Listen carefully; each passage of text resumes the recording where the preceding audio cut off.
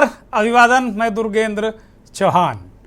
Supreme court ने संसद में विवादित अपमानजनक टिप्पणी और अभद्र टिप्पणी और इस व्यवहार को अपराध के दायरे में लाने की मांग करने वाली याचिका को खारिज कर दिया।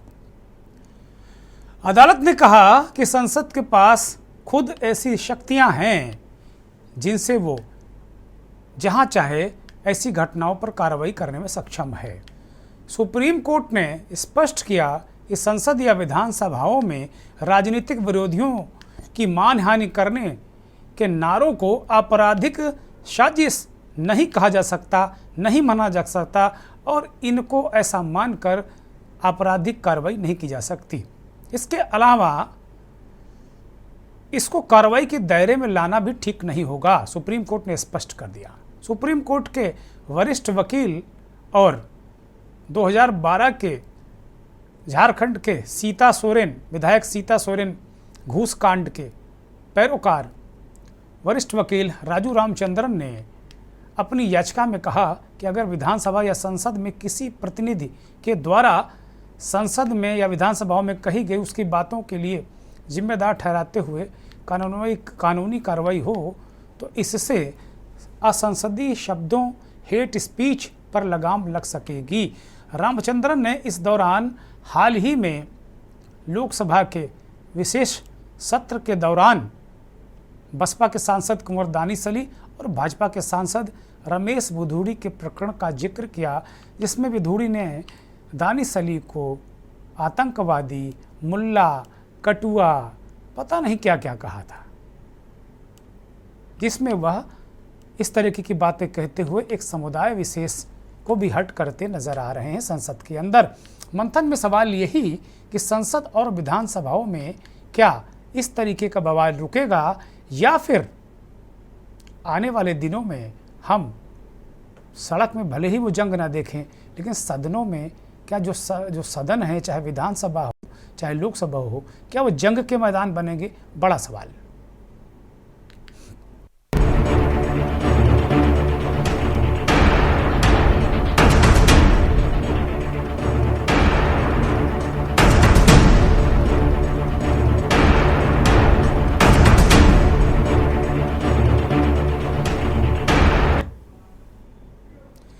दो 2012 के सीता सोरेन घूस कांड के मामले के 2 दिनों से सुनवाई चल रही थी और सुप्रीम कोर्ट ने फैसला सुरक्षित कर लिया है। मुख्य न्यायाधीश धनंजय चंद्रचूड़ की अध्यक्षता वाली 7 सदस्यीय फुल बेंच इस मामले को सुन रही थी। मुख्य न्यायाधीश DY चंद्रचूड़, न्यायाधीश AS बोपन्ना, न्यायमूर्ति MS सुंदरेश, न्यायमूर्ति PS नरसिम्हा, JB पादरीवाला, संजय कुमार और न्यायमूर्ति मनोज मिश्रा की पीठ ने कहा कि सदन के अंदर चुने हुए जो सदस्य हैं वो कुछ भी बोलते हैं, वह उनका विशेषाधिकार है।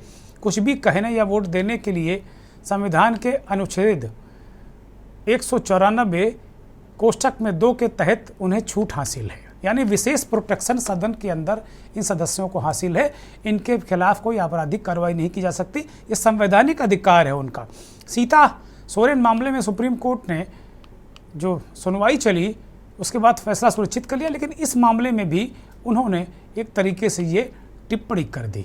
आज हम इस प्रकरण को मंथन में क्यों लेकर आए, क्यों ऐसा हमने किया, क्योंकि इस मामले में जो हाल ही में बुधूड़ी और दानिश अली वाला प्रकरण था उसमें जो एक तरीके से न्यायमूर्ति DY चंद्रचूड़ से वकील ने इस बात का अनुरोध किया कि इस मामले को भी इसमें शामिल करा जाए और ये देखा जाए कि इस तरीके के मामलों को रोकने के लिए कोई आपराधिक एक्शन लिया जाए, कोई कानूनी प्रावधान किया जाए। लेकिन सुप्रीम कोर्ट ने याचिका खारिज करते हुए 2 टूक कह दिया कि वो इसमें कतई दखल नहीं देगा।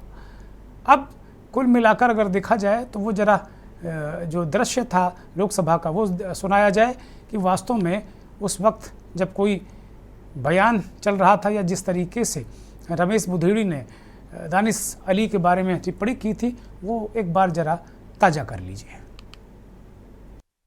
देश के वैज्ञानिक उग्रवादी सिरे ले रहे हैं।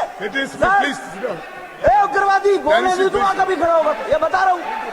ए उग्रवादी कटवे सर, ये जो श्रेय अगर जाता है तो देश के प्रधानमंत्री को जाता है। Danish Ali ji please sit down. श्रेय को लेकर प्रधानमंत्री को श्रेय देने न देने के दौरान इतना उत्तेजित हो गए थे रमेश भिधोड़ी कि उग्रवादी ना जाने क्या क्या कहा। संसद, आम आदमी को ये पता है कि यार वास्तव में संसद क्या है। संसद माने जहाँ संसदीय व्यवहार हो। संसदीय व्यवहार क्या है? सदाचरण। और क्या ये सदाचरण है क्या? और इसके तहत इनको संविधान में विशेष प्रोटेक्शन है कि इनके खिलाफ कोई कार्रवाई नहीं हो सकती। तो जिस तरीके के लोग अब सदनों में चुनकर आ रहे हैं, जिस तरीके के लोग अब सदन में पहुंच रहे हैं और जिस तरीके से राजनीति जहरीली हो रही है, उससे अब आने वाले जो वक्त है उसकी विधानसभाएं और जो संसद है उसमें उसकी स्थिति परिस्थिति उसका परिदृश्य बिल्कुल अलग होने वाला है। कुल मिलाकर सुप्रीम कोर्ट ने जो कुछ कहा वो आपकी स्क्रीन पर लगातार हम दिखा रहे हैं, लेकिन वास्तव में क्या माननीय जिन्हें कहा जाता है कि भाई संसदीय शब्दों का प्रयोग करो, खुद वो सांसद हैं, यानी उनके पास इस बात का ठेका है कि अच्छा व्यवहार करें, उनकी जिम्मेदारी है इस बात की वो अच्छा व्यवहार करें, अच्छी भाषा बोलें। लेकिन भाषा कैसी, ये बड़ी स्थितियाँ परिस्थितियाँ अजीब सी हो गई हैं। तो कुल मिलाकर अगर देखा जाए तो एक चिंता है हमको। आज इस बहुत सारे आज विषय थे हमारे पास, लेकिन इस विषय को लेकर एक चिंता है कि एक वरिष्ठ वकील ने इस मुद्दे को उठाया और सुप्रीम कोर्ट ने संविधान का हवाला देकर इस बात को, प्रस्ताव को खारिज कर दिया।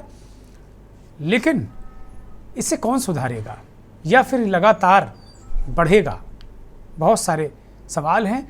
जिस मामले में सुनवाई के दौरान ये पूरा प्रकरण आया वो सीता सोरेन का मामला है। 2012 में राज्यसभा के चुनाव में वोट देने के बदले सीता सोरेन पर रिश्वत लेने का आरोप है और सीता सोरेन ने इन आरोपों से इनकार कर दिया। सरकारी वकील, सॉलिसिटर जनरल तमाम इस बात को लेकर कह रहे थे कि नहीं, ये सीता सोरेन वाला मामला प्रोटेक्टेड नहीं है, ये आपराधिक मामला है क्योंकि उन्होंने घूस ली है। वो संविधान में जो प्रोटेक्शन दिया गया उसके तहत सीता सोरेन का मामला नहीं आता है।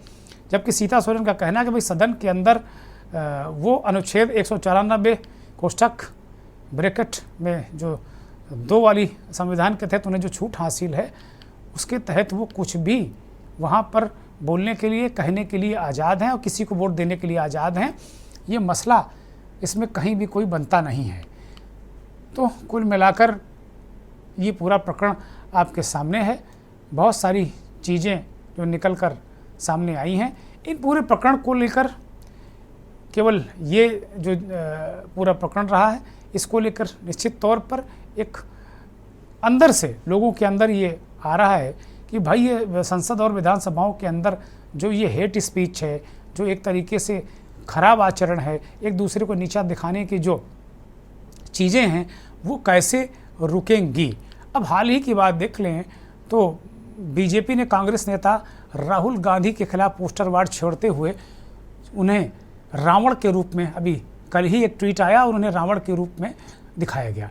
इस पूरे घटनाक्रम में बीजेपी के प्रवक्ता ये भी कहते रहे कि भाई उनको गलत नहीं दिखाया गया है क्योंकि राहुल गांधी रावण जैसा आचरण कर रहे हैं। पब्लिकली ये बात कही जा रही है, ये सदन के बाहर की बात है। और इससे पहले बीजेपी के लोग आरोप लगाते रहे हैं कि कांग्रेस के लोग लगातार नरेंद्र मोदी को ये कहते रहे हैं। अभी खड़गे ने भी उनको रावण कहा था कर्नाटक चुनाव के दौरान। तो ये एक और पोस्टर कांग्रेस ने जारी किया है कि वो मोदी जी झूठ बोलते हैं और रावण और बनाम जो आप देख रहे हैं कि बीजेपी पर एक तरीके से एक्शन की बात वो कर रहे हैं कांग्रेस के लोग कि भाई ऐसा करने वालों के खिलाफ एक्शन लिया जाना चाहिए।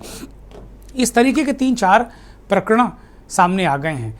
सवाल ये है कि वास्तव में ये रुकेगा कैसे, और हेट स्पीच अगर बढ़ेगी तो माहौल जहरीला होगा, देश दिक्कत में आएगा। राहुल गांधी को रावण के रूप में दिखाने के खिलाफ उत्तर प्रदेश कांग्रेस के अध्यक्ष अजय राय के नेतृत्व में लखनऊ में एक प्रदर्शन हुआ। वो तस्वीर जरा दिखा दी जाए। ज़बरदस्त प्रदर्शन हुआ, पुतला जलाया गया और बीजेपी के खिलाफ नारेबाजी की गई, प्रधानमंत्री और उनकी पार्टी के खिलाफ नारेबाजी की गई। वो विजुअल भी लगातार आपके चल रहा है, लगातार आप देख रहे हैं वो जुमला बॉय बनाम रावण, ये पोस्टर वार चल पड़ा है। मोदी को जुमलावार के रूप में कांग्रेस ने दिखाया तो उन्होंने कहा कि राहुल गांधी रावण हैं। तो प्रदर्शन, बवाल, झंझट ये सब चल रहा है। लेकिन राजनीति जिसे कहा जाता है कि समाज हित के लिए, सेवा के लिए राजनीति होती, जिन सदनों में ये माननीय चुनकर जाते हैं, बैठते हैं, क्या उन सदनों के अंदर सही आचरण हो रहा है क्या? और एक और सवाल कि जब अब जो सदन को चलाने वाले लोगों पर भी आरोप लगता है, कटघरे में वो खड़े किए जाते हैं, चाहे वो लोकसभा अध्यक्ष हों, चाहे राज्यसभा के सभापति हों, ये कहा जाता है कि ये पक्षपात करते हैं और जिस पार्टी से आते हैं उसके लोगों को ये छूट देते हैं, बाकी लोगों पर कार्रवाई करते हैं। जब स्थितियाँ ऐसी आ गई हों तो कोई ना कोई तो विकल्प निकालना पड़ेगा। ठीक है, सुप्रीम कोर्ट ने अपनी हदें तय कर ली कि ठीक है, उसकी हद ये है कि संविधान में जो वर्णित है उससे आगे नहीं जा सकता। आज हम इस पर चर्चा करेंगे, मंथन आज हमारा इसी पर है। हमारे साथ संसद में प्रतिनिधित्व कर चुके पूर्व सांसद और अब भारतीय जनता पार्टी के नेता अनिल शुक्लवारसी साहब हमारे साथ जुड़े हैं। अनिल जी, बहुत स्वागत, बहुत धन्यवाद, बहुत आभार। अनिल जी पूर्व सांसद हैं और सांसद होने के नाते और बीजेपी नेता होने के नाते भी हमने आज अनिल जी को आमंत्रित किया है। पुष्पा मिश्रा जी वरिष्ठ अधिवक्ता हैं सुप्रीम कोर्ट की। पुष्पा जी बहुत स्वागत, बहुत धन्यवाद, बहुत आभार। उत्तराखंड से राज्यसभा के सांसद रहे वरिष्ठ कांग्रेस नेता प्रदीप टमटा साहब हमारे साथ जुड़ गए हैं। प्रदीप जी बहुत स्वागत, बहुत धन्यवाद, बहुत आभार आपका। मनोज ध्यानी साहब हमारे साथ जुड़े हैं, विश्लेषक हैं और एडीआर का प्रतिनिधित्व कर रहे हैं, जिसने एक सूची जारी की है किसने किसने हेट स्पीच दी है, किसने किसने ये काम किया है। और समाजवादी पार्टी के राष्ट्रीय प्रवक्ता वरिष्ठ नेता मनोज यादव जी हमारे साथ बहुत दिनों के बाद आज जुड़े हैं। बहुत स्वागत, बहुत धन्यवाद, बहुत आभार सभी मेहमानों का। मंथन की शुरुआत मैं सीधे एडीआर के प्रतिनिधि के रूप में हमारे साथ जुड़े मनोज ध्यानी साहब के पास जाऊंगा। मनोज ध्यानी जी, एक तो आप लोगों ने एक लिस्ट जारी की है कि भाई ये हेट स्पीच के या इस तरीके के मामले अपमानजनक जो सदन के अंदर कहे गए विधानसभाओं लोकसभाओं में अंदर, लेकिन सुप्रीम कोर्ट ने जो संविधान में प्रोटेक्शन दिया गया है माननीयों को, उसका हवाला देकर साफ कह दिया कि वो कोई दखल नहीं देगा। और वो सुप्रीम कोर्ट ने अपनी हदें खुद ही तय कर ली कि ना, हम वहाँ नहीं जाएंगे, क्योंकि वो संविधान का मसला है। माननीय कुछ भी अंदर बोल सकते हैं, कुछ भी कर सकते हैं। तो क्या स्थितियाँ परिस्थितियाँ ऐसी आने वाली हैं? क्योंकि पहले भी हमने विधानसभाओं में सर फूटते देखे हैं, माइक चलते देखे हैं, गाली गलौज करते देखा है लोगों को, लेकिन मुल्ला, गुरवादी, कटुए, भड़वे ये भी अभी हाल में हमने सुन लिया है। तो कुल मिलाकर जिन्हें कहते हैं सांसद और कहते हैं कि भाई असंसदीय भाषा का प्रयोग ना करो, यानी वो ठेकेदार हैं संसदीय आचरण के ठेकेदार बनाकर जनता जिन्हें बेचती है, वो भयानक असंसदीय व्यवहार करते हैं। ये बीमारी के लिए कोई रोक लगेगी क्या? और रिपोर्ट आपकी किस ओर इशारा कर रही है? चीज़ें बढ़ रही, घट रही? मनोज ध्यानी, देखिए, जो ये घृणा के भाव के साथ जो हेट स्पीच है वैसे तो डिफाइंड नहीं है, लेकिन इसे विधि आयोग की रिपोर्ट में 267 में इसको एक्सप्लेन करने की कोशिश की गई है। और इसमें ये कहा गया है कि जो नस्ल विरोधी, किसी नस्ल, किसी जाति, किसी वर्ग, किसी संप्रदाय, किसी धर्म विशेष या व्यक्ति समूह के खिलाफ जो स्टेटमेंट घृणा के भाव से जिससे हिंसा हो सकती है, उस समाज आहत हो सकता है, उसको हेट स्पीच के दायरे में रखा गया है। और इसी हेट स्पीच का एडीआर जो आकलन करती है वो लगातार कुछ न कुछ आंकड़े निकालती रहती है पूरे देश भर के भीतर। और जिसमें जो माननीय हम कहते हैं विधानसभाओं में, संसद के भीतर जो विधि निर्माता हैं, उनके खुद के जो रिकॉर्ड्स हैं, जो वो चुनाव में निर्वाचन पत्रावलियों में जो सूचना प्रदत्त करते हैं, उसके आधार पर उनमें कितनों के ऊपर क्रिमिनल रिकॉर्ड्स हैं, सीरियस क्रिमिनल केसेस कितने के ऊपर हैं, उनके फिनेंशियल रिकॉर्ड्स क्या हैं, उनकी शिक्षा का स्तर क्या है, उनकी उम्र क्या है, जेंडर क्या है, इस तरीके के डिटेल्स को पूरा संकलित कर कर, खंगाल कर, तो विश्लेषण कर कर आवाम के बीच में लाया जाता है कि जनता इससे जागरूक हो। और 3 अक्टूबर को इसी संदर्भ में हेट स्पीच के ऊपर एडीआर ने दिल्ली में एक रिपोर्ट जारी की। पूरे देश भर के जो पूरे राज्य हैं, यूनियन टेरिटरीज हैं, सब में ये रिपोर्ट जारी कर दी गई। और आप आश्चर्य करेंगे, अभी हम संसद की, आपने भीतर की कार्रवाई के बारे में बात की, लेकिन मैं उससे पहले थोड़ा सा इसमें प्रकाश डाल दूं कि ये मुकदमे चुनाव से पूर्व और चुनाव के अंतराल के दौरान जो रिकॉर्ड्स आए, उस रिकॉर्ड्स के आधार पर ये रिपोर्ट जारी की गई है। और बड़ा ही चौंकाने वाला विषय जो हमारे को दिखा वो था कि 107 सांसद और विधायकों के ऊपर, पूरे देश भर के भीतर के ऊपर हेट स्पीच के मुकदमे लगे हुए हैं, जो कि धारा 153A, धारा 153B के अंतर्गत है, धारा 95 है, मतलब इंडियन पैनल कोड की धारा 298, 505, 1, 2, ये सारे धर्म, जाति, समूह, नस्ल या किसी संप्रदाय विशेष के खिलाफ बहुत ही घृणात्मक टिप्पणियां जो हैं उसके आधार पर लगी हुई है। और निर्वाचन के अंदर, पीपुल रिप्रेजेंटेशन एक्ट के अंदर धारा 8 के तहत, धारा 123 3A और धारा 125 में इसमें एक्शन का प्राविधान है। लेकिन देश की संसद के भीतर, जो कि आपने कहा कि जो भी बोल लो, ऐसा नहीं है कि जो भी बोल दिया जाए।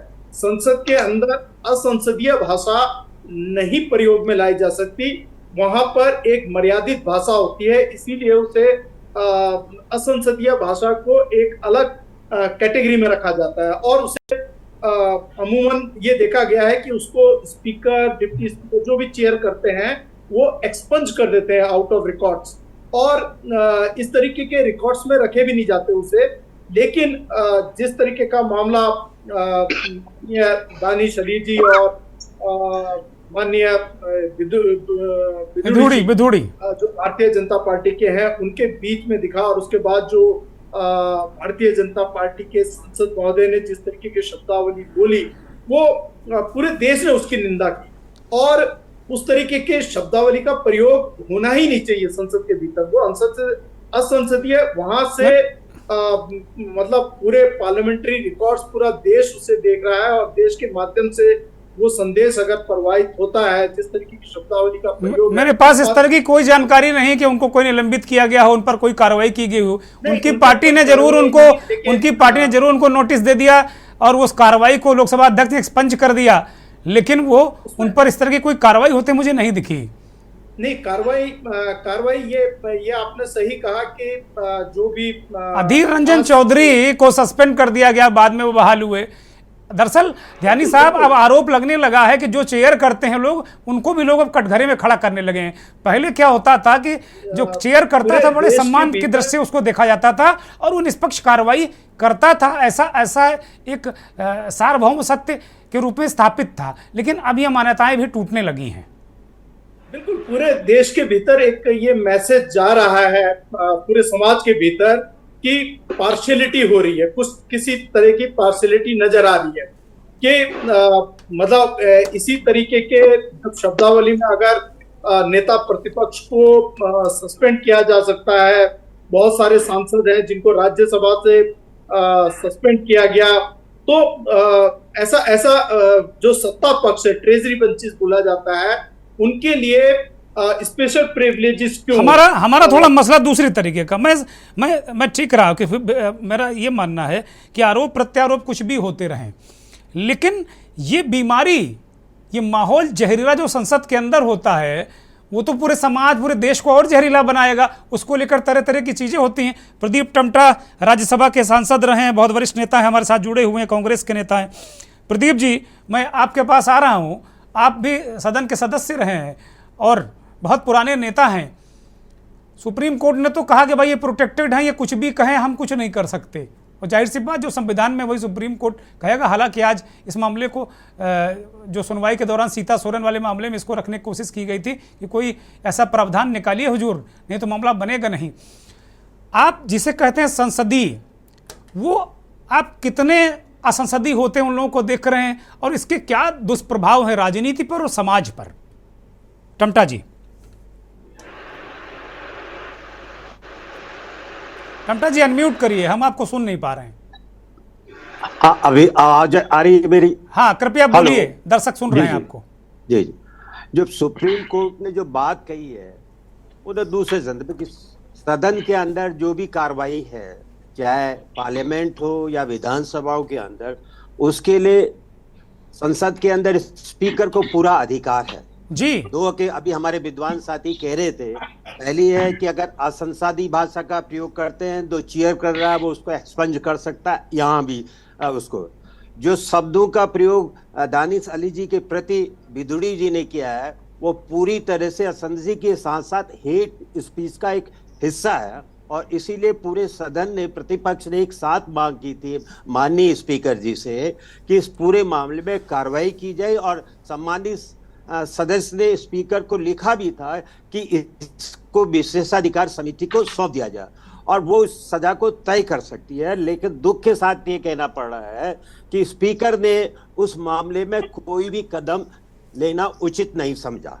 उनको इस मामले को, जब माननीय सदस्य और संपूर्ण प्रतिपक्ष मांग कर रहा था कि इसको विशेषाधिकार समिति को सौंप दिया जाए और वहां पर सारे मामले में सुनवाई हो जाती है, और अगर वो बनता तो उनके खिलाफ कार्रवाई भी हो सकती थी। और इसीलिए सुप्रीम कोर्ट ने अपने बात को कही, अपने जुरिडिक्शन को कही, उन्होंने उनकी उसको क्या कहते हैं, माननीय सदस्य ने जो हेट स्पीच थी उसको कहीं जायज नहीं ठहरा। ये स्पीकर का अधिकार था, एक चीज।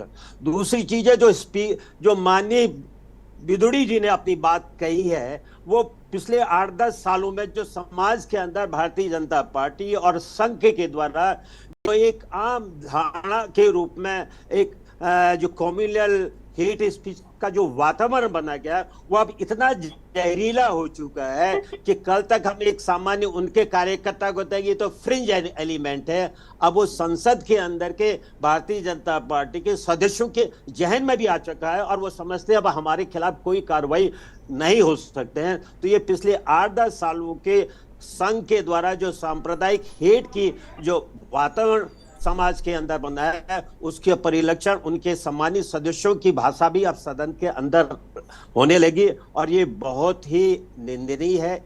इसके खिलाफ कार्रवाई होनी चाहिए। और एज ए सांसद के रूप में जब मैंने खुद वहां पर देखा, संसद ने बहुत से मामलों में एक्शन लिया है। मेरी समझ में नहीं आ रहा है कि यहाँ पर स्पीकर साहब क्यों इस मामले को, जिसकी टमटा साहब, इसीलिए तो आरोप लगता है कि मेरा आदमी तेरा आदमी। लोग अब सदन में आते हैं, कहते हैं भाई कि आप गड़बड़ कर रहे हैं, आप गलत कर रहे हैं। अब तो यहाँ तक मैंने देखा कि साहब वो जब कोई विपक्ष का नेता बोलेगा तो उससे कैमरा हट जाता है और बार बार नेता कहते हैं देखिए कैमरा आपने हटा लिया हमसे, अपनी तरफ आपने कर लिया। अब इस तरीके के दृश्य, तो क्या सदन का जो सम्मान है, महत्व है, क्या इस तरीके की चीज़ों से क्या कायम रहेगा क्या? ये बड़ा सवाल है। और ये जहरीला माहौल जो समाज जिससे बहुत दिनों से लड़ाई लड़ रहा था, वो संसद के अंदर भी इस तरीके की चीज़ें हो रही है। और यही नहीं, बहुत सारे उदाहरण हैं। ऐसा नहीं, बहुत सारे लोगों ने नरेंद्र मोदी के बारे में बहुत सारी बातें कही। अभी अधीर रंजन चौधरी ने भी इस बात को कहा था। तो ये एक पक्षी नहीं है, ये दोनों तरफ से, तीनों तरफ से, चारों तरफ से है। लेकिन ये इंतहा है।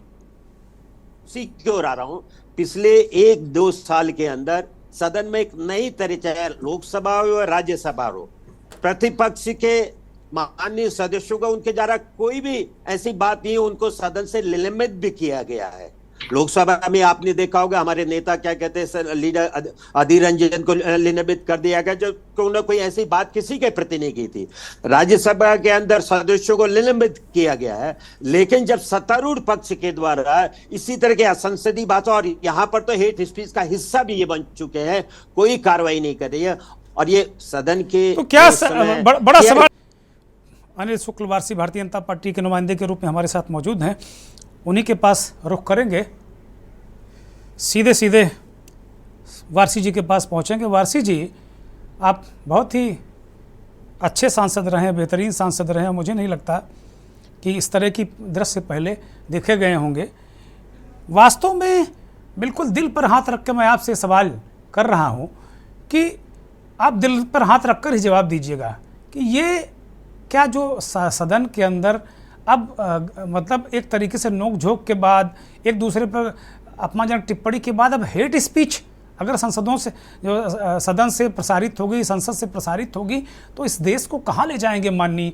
क्या स्थितियाँ बन रही, क्या परिस्थितियाँ बन रही, और क्या ये ऐसा क्यों लगने लगा है लोगों को कि भाई आप अपने जो सदन के अंदर जो बीजेपी का सदस्य है उसको प्रोटेक्ट करते हैं, दूसरे पर कार्रवाई करते हैं? वारसी जी, देखिए, ऐसा है कि जो कुछ भी सदन में हुआ उस दिन, उसको वो तो इट इज हाईली कंडेमेनेबल, उसकी तो भर्त्सना होनी चाहिए। और हाँ, हमने उस दिन भी आपके शो में उसकी भर्त्सना की थी, और उसी का नतीजा था कि बीजेपी के एक वरिष्ठ नेता ने लोकसभा के अंदर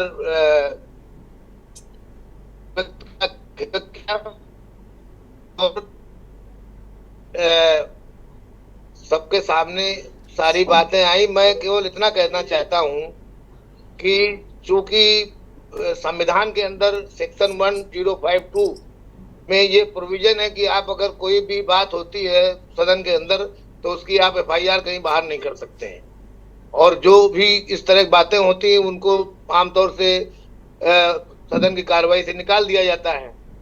लेकिन इसमें एक चीज मैं जरूर कहना चाहूंगा कि जो जहां तक हम लोग एक तरफा बात कर रहे हैं, हम दोनों तरफ की बात नहीं कर रहे हैं, और आरोप जो हमारे साथी लगा रहे हैं लगातार नहीं, आज वारसी जी माफ करिएगा, हम बिल्कुल एक तरफा बात करने के लिए हम आए नहीं हैं।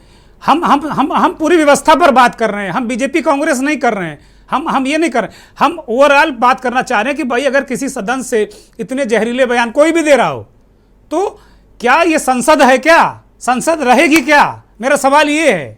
आप दो तरफा बात करिए ना, मैंने आपको बुलाया है दो तरफा बात करने के लिए।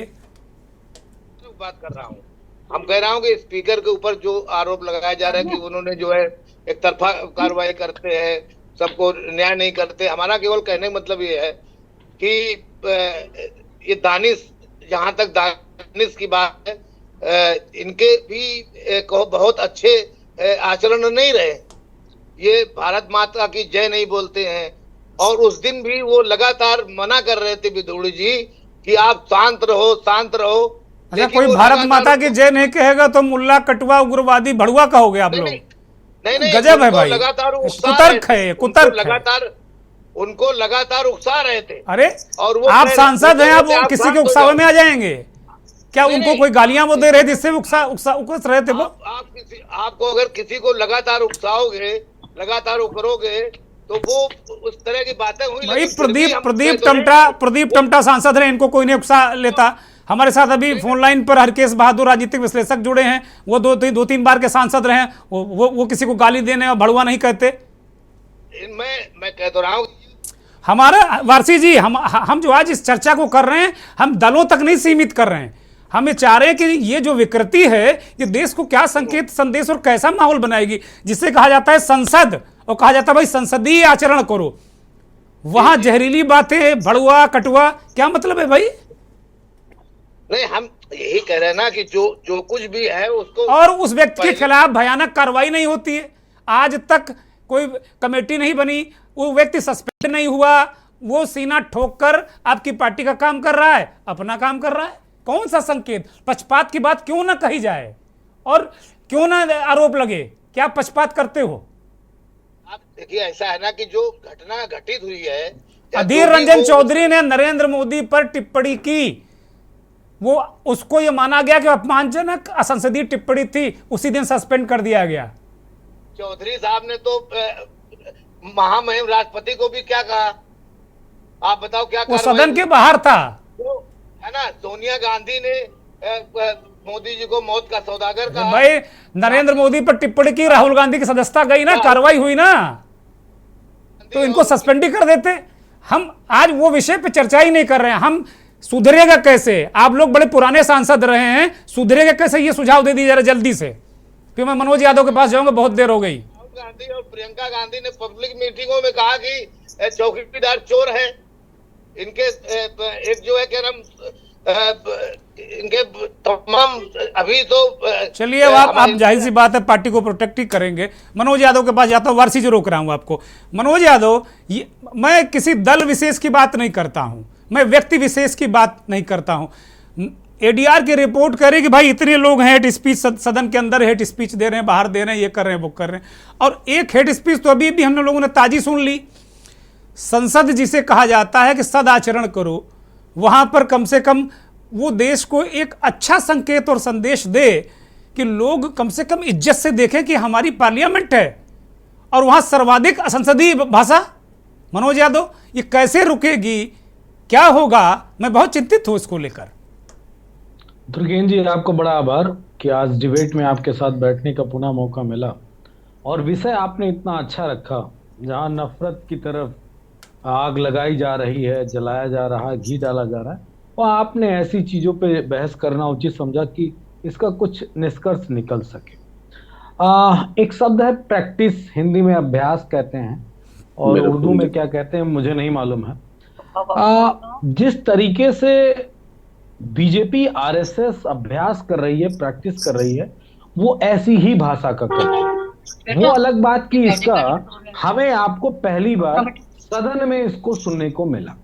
अभी मनोज तिवारी हैं, सांसद हैं दिल्ली से, उन्होंने सदन के बाहर प्रांगण में कुछ इसी तरह के शब्द, अमर्यादित शब्द सांसदों के लिए प्रोटेक्ट कर रहे थे, विपक्ष के सांसद, उनके लिए उन्होंने कही थी।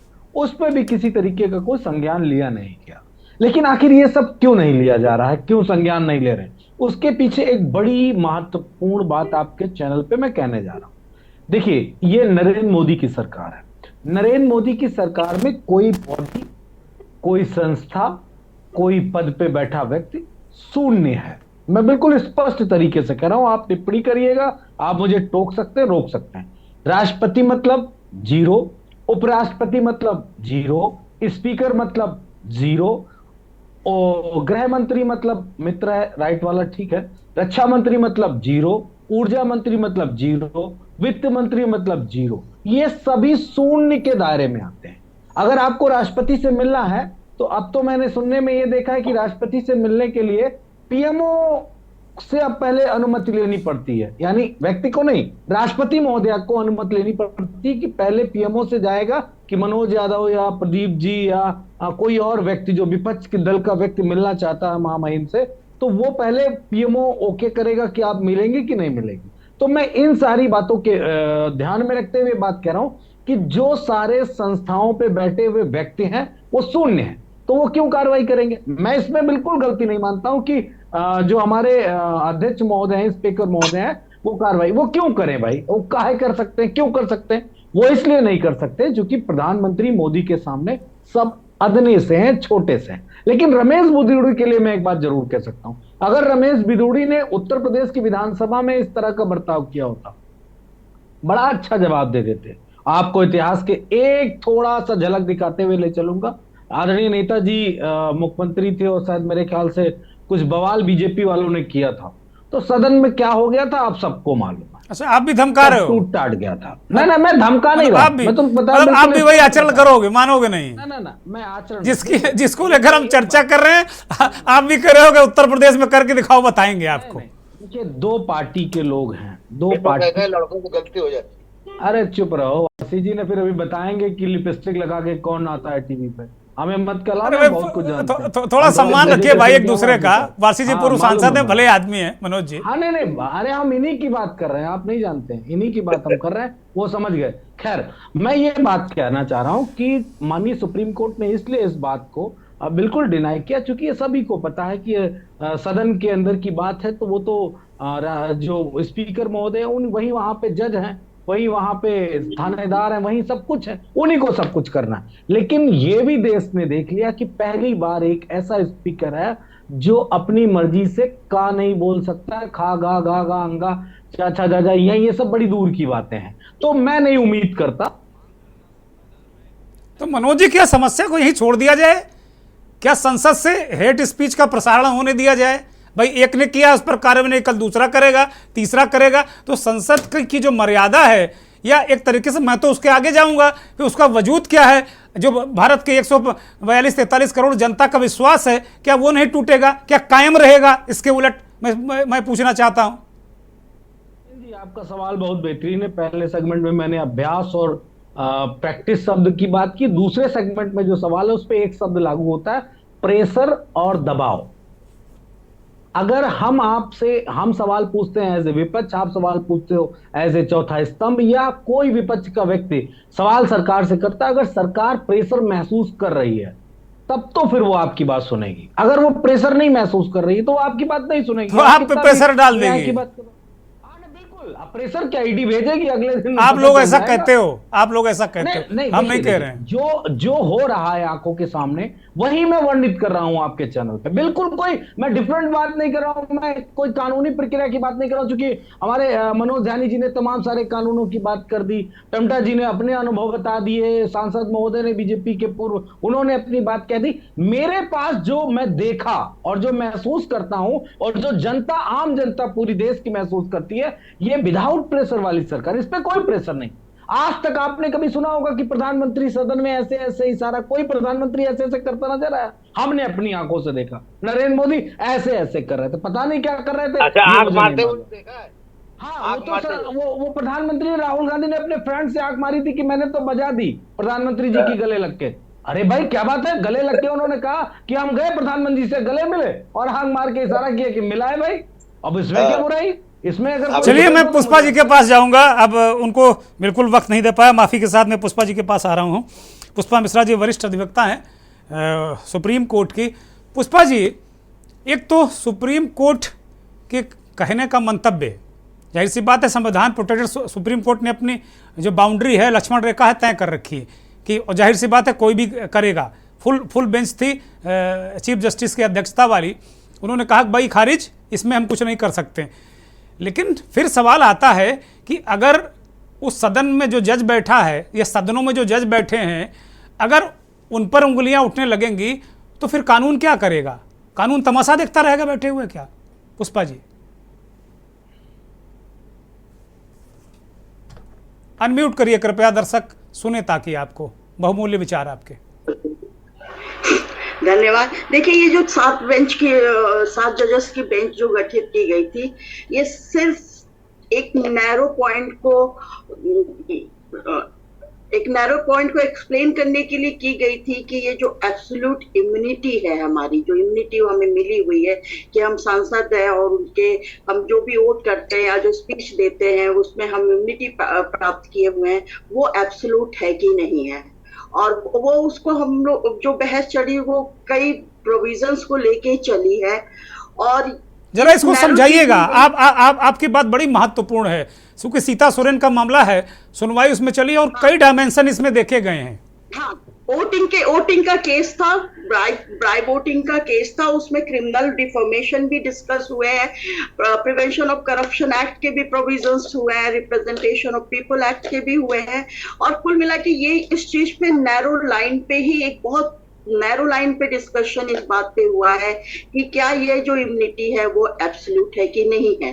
वो तो जजमेंट आएगा तो उस पे अभी से कुछ भी टिप्पणी उचित नहीं लगती है। और जहां तक आपका बात है कि हाँ ये प्रॉब्लम है, तो क्या सुप्रीम कोर्ट इस प्रॉब्लम को सॉल्व करे? नहीं, एक बाउंड्री लाइन तो होनी ही चाहिए। आप अपना घर खुद सुधारिए। अगर आप अपना, अगर लोकसभा, राज्यसभा, पार्लियामेंट्री हैं, एमएलएस हैं, अगर उनके पास खुद भी इतना सक्षम है, उनके पास खुद भी इतने पावर्स हैं, बट वही बात आ जाती है कि पिक एंड चूज होता है पावर्स के। और अगर किसी मामलों में उन्होंने किए हैं, बहुत मामलों में नहीं करते हैं, तो फिर हमारे लिए रेमेडी क्या है? सांसदों के लिए रेमेडी क्या है? ये इस प्रश्न पे अगर आप जाते हैं, पुष्पा जी, रेमेडी ये है कि आप गालियां दो, आपको प्रोटेक्शन संविधान ने दिया कि आप संसदीय नहीं असंसदीय व्यवहार करो, आप भड़वा कटवा उग्रवादी कहो। ये संविधान में इसलिए प्रावधान किया गया था क्या? नहीं, प्रावधान नहीं किया गया है, लेकिन ये कंडक्ट जो भी पार्लियामेंट्रियंस के कंडक्ट है, इस कंडक्ट को आप ऐसा नहीं है कि आज आ गया है। आप अगर लोकसभा बहुत दिनों से ये पराकाष्ठा हम देख रहे हैं, ये पराकाष्ठा देख रहे हैं, अब संख्या बढ़ेगी, ऐसी मेरी आशंका है। नहीं ठीक है, अगर कंडक्ट उनका जो है वो डिटोरिएट हो रहा है तो ये इनके लिए बहुत ही जो भी शब्द यूज कर लीजिए उसके ऊपर उनको खुद स्वयं को विचार करना है कि इसको हम कैसे काबू में कर ले।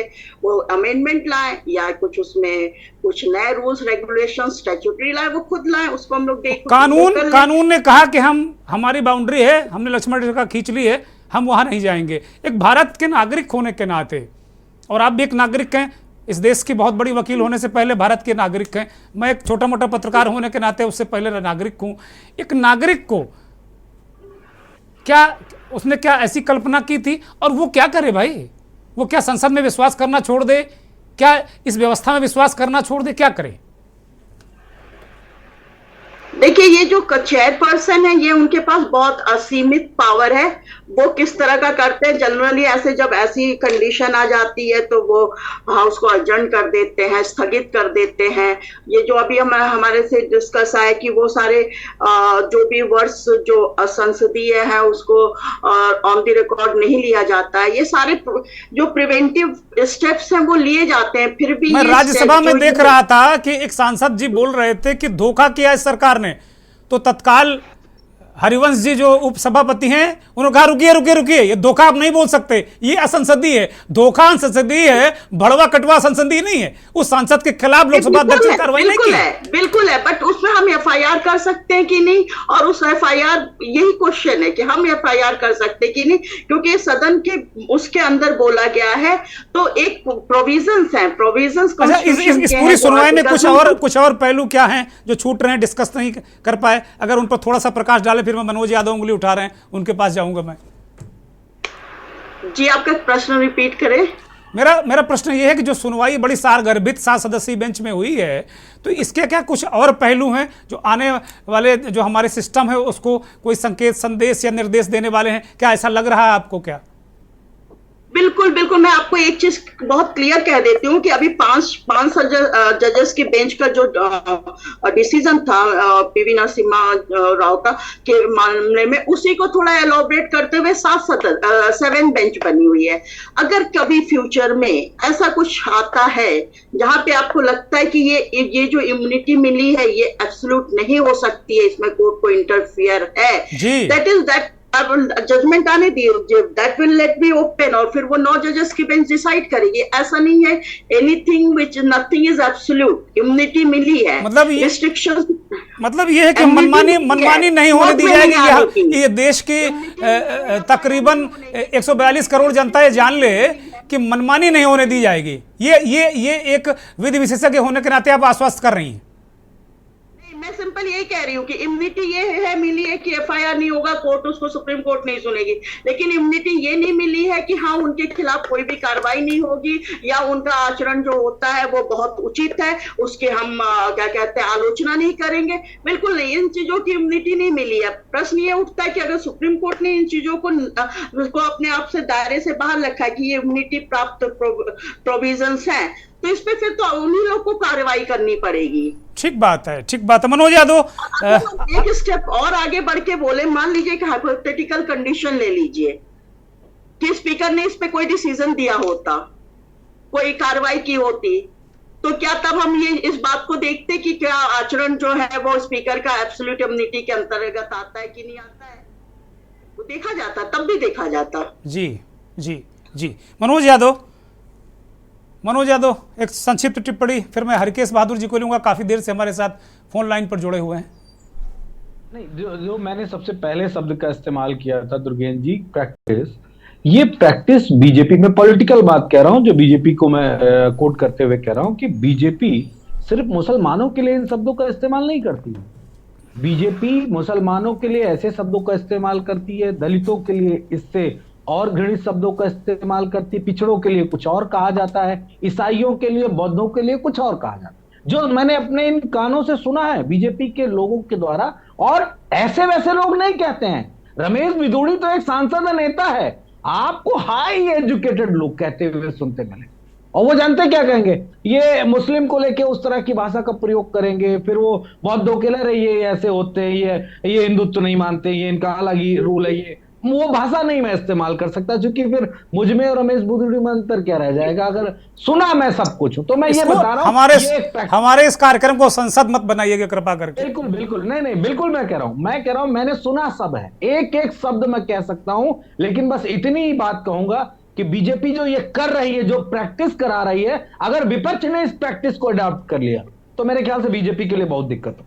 अभी तक तो नहीं किया है ना विपक्ष के किसी उस राज्य में किया है जहां पे मैं प्रार्थना कर रहा हूं आप लोगों से, कृपा करके इस देश के नागरिकों को कम से कम इतना निराश मत करिए कि लोग विश्वासी करना छोड़ दें। हरकेश बहादुर जी, मैं अनिल शुक्लवार से मैं आपके पास आऊंगा, जवाब लूंगा, क्योंकि बहुत ही वरिष्ठ राजनीतिक विश्लेषक और 2 बार मेंबर ऑफ पार्लियामेंट रहे हरकेश बहादुर सिंह हमारे साथ जुड़े हैं दिल्ली से।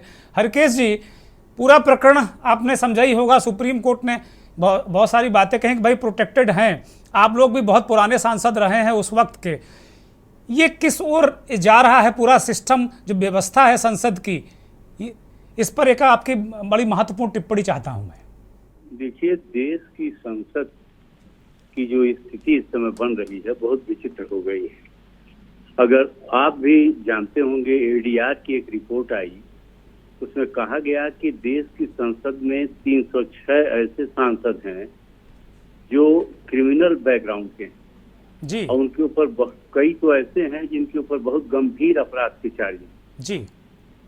अब सबसे बड़ा सवाल ये है कि इस तरह के लोग चुन करके संसद में जा रहे हैं। आप देखेंगे कि देश की जनता और राजनीतिक दल दोनों मिल करके जनप्रतिनिधि जो चुन रहे हैं, चाहे पार्टियां टिकट दे रही हैं या जनता वोट दे रही है, वो गांव की पंचायत से लेकर संसद तक क्या उसकी दुर्गति हो रही है वो भी सबके सामने कहने की तो कोई जरूरत है नहीं। एडीआर की रिपोर्ट में यह भी बताया गया कि 42% सांसद जिनका की आपराधिक पृष्ठभूमि है वे मंत्री भी हैं, मंत्रिमंडल में सदस्य हैं। हमारे जो 4 गृह मंत्री हैं जिनकी तुलना सरदार पटेल और लाल बहादुर शास्त्री वगैरह सब लोग होम मिनिस्टर रह चुके हैं, गुलजारी लाल नंदा वगैरह, आपके नरसिम्हा राव, वेंकट रमन, बहुत सारे लोग रहे हैं होम मिनिस्टर। उन लोगों का बैकग्राउंड देख लीजिए और आज जो चारों होम मिनिस्टर हैं उनके बैकग्राउंड देख लीजिए। इनकी तुलना सबकी जवाहरलाल और किससे किससे होती है, वो सरदार पटेल, बहुत सारे लोगों से होती है। तो ये देश का बड़ा भारी दुर्भाग्य है कि ये स्थिति देश के संसद की बनी हुई है। देश की संसद में जो लोग आज मंत्री बने हुए हैं, एक मंत्री ने खुलेआम नारा लगाया, गोली मारो का नारा लगवाया जनता से, अपने खाली पहला हिस्सा बोलता था, दूसरा हिस्सा जनता की तरफ से आता था गोली मारने का। वहां पर उसने कभी ये रोका नहीं कि आप लोग इस तरह का नारा मत लगाए। हम लोगों ने जब सुना वो नारा तो हमको लगा कि प्रधानमंत्री उस मिनिस्टर को तो निकाल ही देंगे, क्योंकि अब ये तो माने बियॉन्ड लिमिट है कि कोई मिनिस्टर गोली मारो का नारा लगवाए। लेकिन देखा गया कि उस आदमी को कैबिनेट रैंक में प्रमोट कर दिया गया। हेट स्पीच की आप बात करते हैं, उसमें नहीं जाऊंगा क्योंकि मामला तो बढ़ जाएगा और विषयांतर हो जाएगा, लेकिन केवल रेफरेंस दे रहा हूँ। हरिद्वार में एक मीटिंग हुई धर्म संसद, उस धर्म संसद में क्या क्या बोला गया। 20 लाख लोगों के कत्ल कर देने की बात हुई। नौजवानों से कहा गया कि आप अपनी किताब कापी छोड़ दो और हथियार उठा लो, 20 लाख लोगों की हत्या कर दो। ये सब बातें बोली गई। आपको पता होगा एक भी नेता जो आज रूलिंग पार्टी हिंदुस्तान की, एक भी नेता ने उसका कंडेमनेशन नहीं किया। जो मैटर करते हैं, जो सिग्निफिकेंट बड़े लीडर्स हैं, किसी ने भी उसका कोई भी निंदा नहीं की, आलोचना नहीं की, ये नहीं कहा कि ऐसा नहीं होना चाहिए। खैर, ये सारी बातें चल रही हैं, बहुत सारी चीजें अभी देखिए, कल सुप्रीम कोर्ट ने जो गिरफ्तारियां वगैरह हो रही हैं उस पर जस्टिस खन्ना ने क्या क्या कहा है, सब आपको मालूम होगा, सब डिटेल में नहीं जाऊंगा। जबरदस्ती सब कुछ करने की कोशिश हो रही है। देखिए, बुलडोज करने की, संविधान को वायलेट कर दो, नियमों को तोड़ दो, सब जहन्नुम में फेंक दो। क्यों? ये सब अवरोध है, ये सब हमारे लिए। हम मनमानी नहीं कर पा रहे हैं, हम किसी को अरेस्ट कर लेंगे, किसी को जेल में डाल देंगे, किसी का कुछ कर देंगे। यही उत्तर प्रदेश में कितने लोगों को मारा गया है, जिस तरह से मारा गया है, साबरमती से लाया जा रहा है तमाम सिक्योरिटी दे करके, और रात में 10 बजे ले जा करके उसका मेडिकल कराया जा रहा है और गेट पर उसकी प्रेस कॉन्फ्रेंस कराई जा रही है, उसकी हत्या हो रही है। ये वो ऐसे ऐसे सारे कांड हो रहे हैं इसी देश के अंदर, इसी प्रदेश अब ये के अंदर। ये कहा जाएगा कि आप किसी अपराधी को प्रोटेक्ट कर रहे हैं हरकेश जी। अब ये देखिए क्या स्थिति चल रही है सारी, कि किस तरह के लोग इस देश की शासन व्यवस्था में आ चुके हैं और ये क्या करना चाहते हैं इस देश के लिए। ये अलग बात है, इनको सबसे बड़ा बल मिल रहा है देश की जनता की गरीबी और उसकी अज्ञानता का। देश की जनता गरीब है, उसको कुछ बांट दे रहे हैं और उससे वो खुश होकर के इनको हरकेश जी कंप्लीट करिए, चूंकि अब मुझे बाकी लोगों के पास जाना, कृपया कंप्लीट करिए। असली पॉइंट पर आ रहा हूँ जो आपने पूछा है, जिस पर आपने, हाँ प्लीज जल्दी से, क्योंकि ये सब बातें इतनी बड़ी हैं कि इनको काफी बहस की जरूरत है, लेकिन इस पर कहाँ बहस हो पा रही है। नहीं मैं करता हूँ, मैं बार बार करता हूँ, मैं बार बार करूंगा इस पर जी। रुक जाइए, मैं इस पॉइंट पर आ रहा हूँ जिस पूरे आपने उठाया है। रोल ऑफ स्पीकर इस मामले में इतना मतलब दयनीय था, इतना दुखद था, इतना अफसोस हुआ, इतनी चिंता हुई। स्पीकर को कुछ कहा नहीं जाना चाहिए, इसलिए मैं स्पीकर को कुछ कहूंगा नहीं, लेकिन ये चिंता तो व्यक्त कर ही सकता हूँ, अफसोस व्यक्त कर सकता हूँ, दुख व्यक्त कर सकता हूँ। तमाम लोगों को छोटी छोटी बातों पर उन्होंने सस्पेंड किया और मामले को, चाहे वो राज्यसभा के सभापति रहे हों या लोकसभा के स्पीकर रहे हों, इन लोगों ने सांसदों को, जो विपक्षी दलों के थे, अगर उन्होंने कुछ बातें कही, उन्हें सस्पेंड किया, उन्हें बाहर कर दिया, उनके मैटर्स को प्रिविलेज कमेटी को रेफर किया। प्रिविलेज कमेटी को रेफर करना चाहिए, बहुत सारे मामले पहले भी रेफर हुए हैं, लेकिन इस मामले में क्या हुआ, सिर्फ चेतावनी दिया स्पीकर ने कि देखिए आप गलत बात बोल रहे हैं, आपको चेतावनी देता हूँ, दोबारा अगर आप बोलेंगे तो आपकी खिलाफ कड़ी कार्रवाई होगी। क्या इतना ही रोल होना चाहिए था स्पीकर का? इनके मामले को क्यों नहीं प्रिविलेज कमेटी को भेजा गया, इनको क्यों नहीं सस्पेंड किया गया? ये सस्पेंशन, ठीक बात है, हरकेश जी कंप्लीट करिए प्लीज, अब ज्यादा वक्त नहीं प्लीज। के लिए जरा 1 मिनट सुन लीजिए। ये एक चीज और आपको बता दे रहा हूँ, ये पहली बार मैंने देखा कि अब की बार संसद के इन सदनों में यहाँ तक बात आई है कि जिसका मामला प्रिविलेज कमेटी को दे दिया गया है, अगर जब तक प्रिविलेज कमेटी की रिपोर्ट नहीं आ जाएगी तब तक उनको सस्पेंड रखा जाएगा। ये पहली बार हुआ, ऐसा कभी भी नहीं हुआ। एक सांसद 1.5-2 साल से सस्पेंड हैं, कांग्रेस की सांसद हैं कहीं की। हम किसी को नहीं जानते कौन कौन है, लेकिन ये बात मैंने सुना कि ये कहा गया कि प्रिविलेज कमेटी की रिपोर्ट जब तक नहीं आएगी तब तक बाहर ही रहेगी। ऐसा कभी होता नहीं था। ठीक बात है। होता यह था कि प्रिविलेज कमेटी को मामला दे दिया जाता था, प्रिविलेज कमेटी अपना काम करके रिपोर्ट देती थी। हरकेश जी रोक रहा हूं, माफी के साथ मैं आपको रोक रहा हूं। प्रदीप टम्टा 10 सेकंड में कैसे सुधरेगा? 10 सेकंड में प्रदीप टम्टा। टम्टा जी अनम्यूट करिए, बहुत वक्त बड़ा कीमती है, आपका भी हमारा भी। बहुत जल्दी आपकी आवाज नहीं मिल रही टम्टा जी।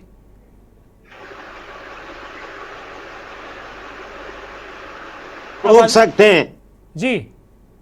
वो सदन के स्पीकर या चेयरमैन इस तरह की कार्रवाई को कर से रोक सकते हैं, सारे प्राविधान है। लेकिन दुख के साथ कहना पड़ा है कि आजकल प्रतिपक्ष के नेताओं के खिलाफ कार्रवाई तेजी से हो रही है, और जब सत्तारूढ़ के दलों के लोग हैं उनको क्या कहते हैं हल्के से छोड़ दिया जा रहा। और इस पूरी घटनाक्रम से सरकार का और भारतीय जनता पार्टी का संरक्षण है सम्मानित सांसद को, क्योंकि उसके बाद उनको राजस्थान में एक बहुत बड़ा दायित्व दे दिया। ठीक बात है। तो माफी के साथ मैं आपको रोक रहा हूं चूंकि वक्त नहीं। अनिल शुक्रवार से 5 सेकंड 10 सेकंड आप भी ले लीजिए जल्दी से। देखिए, जहां तक मेरा सुझाव माने या जो भी समझे कि एक तो ये संविधान का जो 1052 है इसमें अमेंडमेंट होना चाहिए, इसके जगह कोई प्रोविजंस लाने चाहिए जिससे कि जो लोग इस तरह की बात करते हैं। बहुत बड़ी बात। और दूसरी बात, एक बात और मैं कहना चाहता हूँ कि ये पार्टियों की भी जिम्मेदारी है कि इस तरह के नेताओं को टिकट न दे जो पार्लियामेंट में आकर के इस तरह की बातें करते हैं और पूरे देश में माहौल खराब करते हैं। लग रहा है आपने बिल्कुल दिल दरिया कर दिया वारसी जी, अंदर का सांसद बोल उठा, मुझे बहुत अच्छा लगा। मैं इस मंच से आपकी तारीफ कर रहा हूं, मैं के न्यूज के करोड़ों दर्शकों के सामने मैं खुले मन से आपकी तारीफ कर रहा हूं कि कम से कम कोई इस देश में नेता है, कोई पूर्व सांसद है जो कह रहा कि अमेंडमेंट लाओ, ऐसे नेताओं को पार्टियों से भगाओ। बहुत बहुत शुक्रिया, बहुत बहुत धन्यवाद अनिल शुक्रवार सिंह, हरकेश बहादुर जी, पुष्पा जी, प्रदीप टम्टा, मनोज ध्यानी और मनोज यादव, बहुत बहुत धन्यवाद। मंथन का सार तो यही निकला कि भाई अब इसमें अमेंडमेंट लाना पड़ेगा। और सुप्रीम कोर्ट की बहुत बड़ी वकील पुष्पा जी कह रही थी कि फैसला भी आने दीजिए, बहुत सारी डायमेंशन हैं, कानून चुपचाप कभी नहीं बैठता।